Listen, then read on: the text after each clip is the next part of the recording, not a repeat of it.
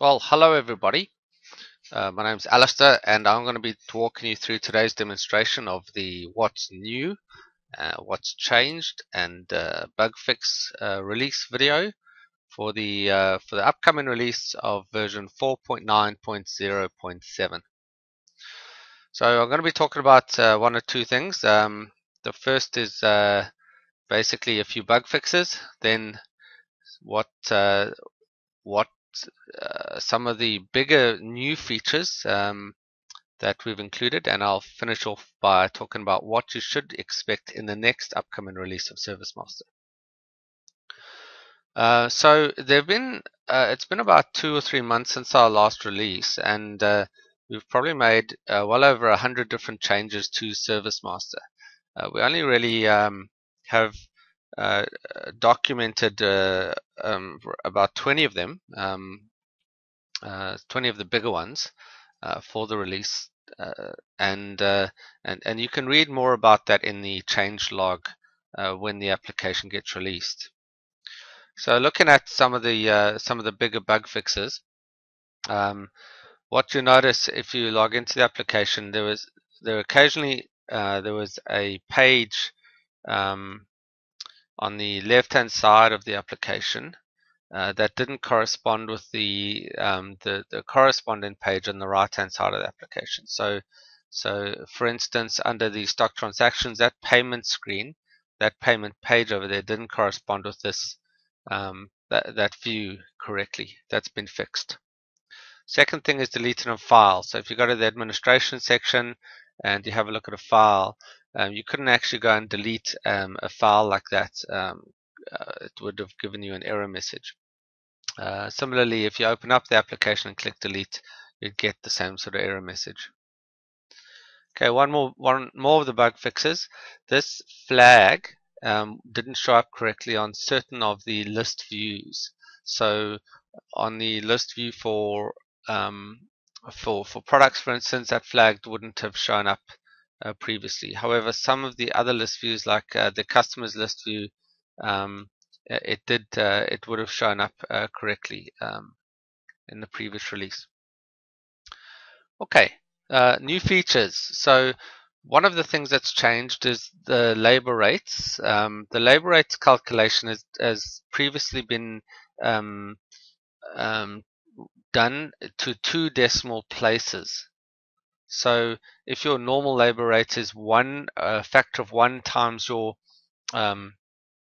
base calculation for your customer rate, and your after hours is say 1.5, you can now actually do it to 1.500. So it's up to so it's 1.5000, giving you a total of 4 decimal places to actually do that calculation to. That's going to help customers who have oddly rounded customer rates between their standard rate and their after hours rate, or their standard rate and any additional rate that they wanted.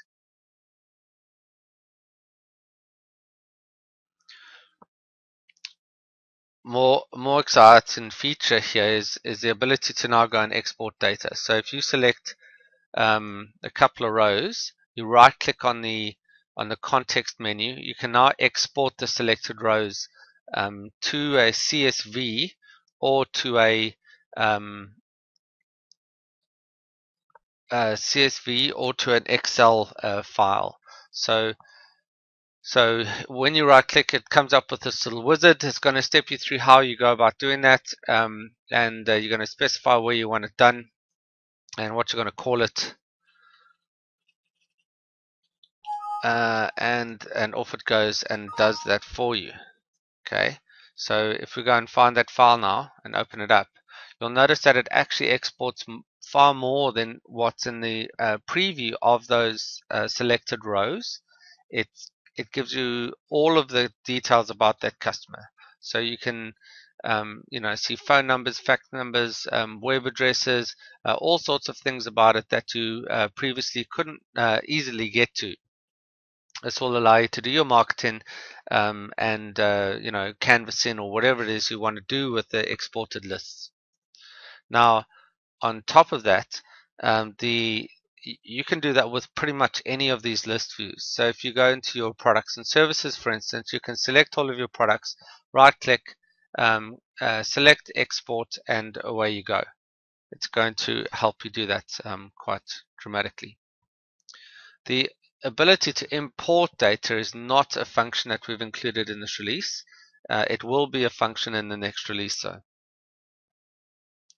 So if you are requiring more data to be imported, the easiest way to get that done is to please contact Widow IT, and they'll take care of it for you.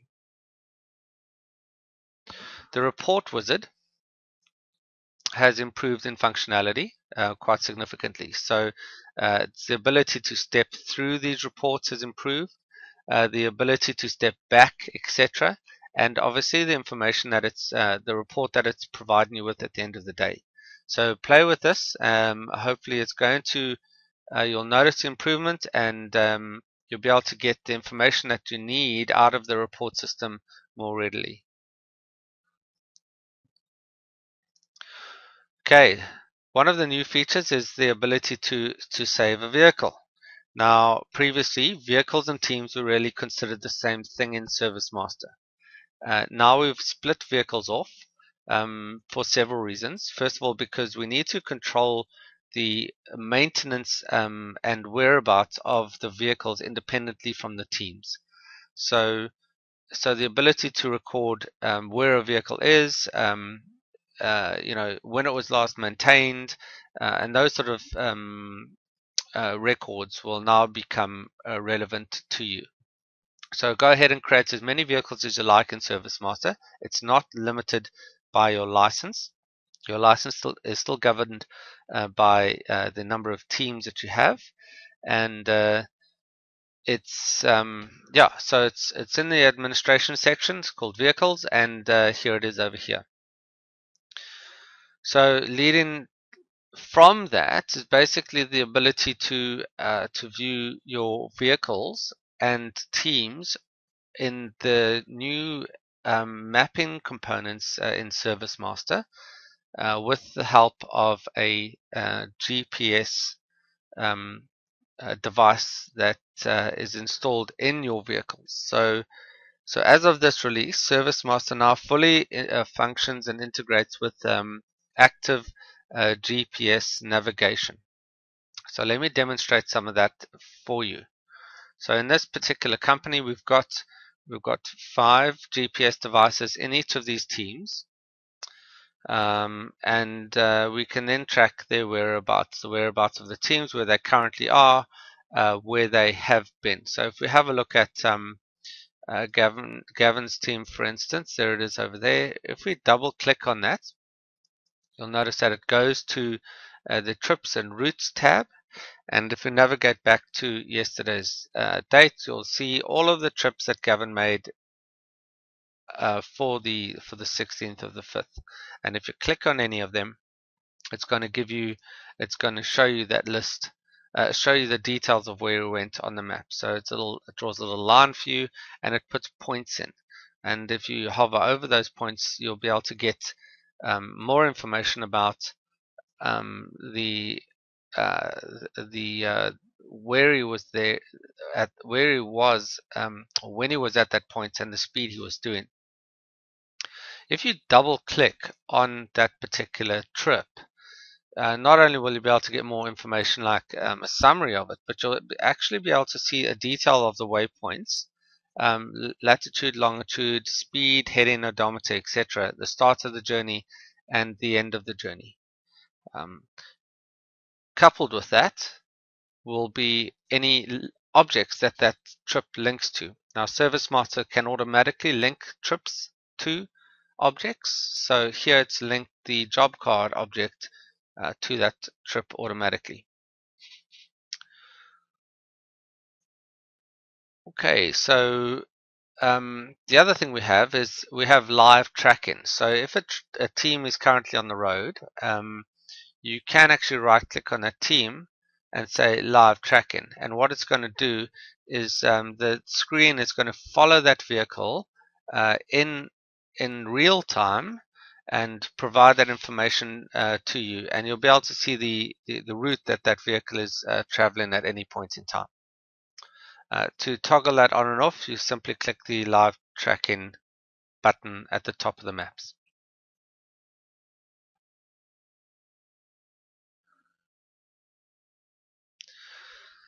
So to get started with this, it's not mandatory. You guys don't have to get involved in getting GPS devices, but I'm sure that most of you would agree that the integration of that information could be very valuable to you. Okay, so in order to get started with the GPS devices, what you're going to need is the actual physical device installed in each of your vehicles. Now, there will be an initial charge for the device itself, but there will not be any additional cost for the GPS integration or the GPS. There will not be a monthly charge for the additional service to you. So long as you're on a service contract, there will not be any additional charge to use the GPS functionality. So, so in order to get started, WeDoIT will be sending information to you regarding the costing of these devices and how you can go about getting them. We're also going to be selecting a handful of customers to move forward with this first. If you would like to be part of that process, if you would like to be one of the first customers to go ahead with this, please will make contact with Jared or myself, and um, we will then put you onto that list. We're only going to take on a handful of customers right now. The software is not in trial mode anymore. It's or beta mode. It is fully functional and will work with all of your teams.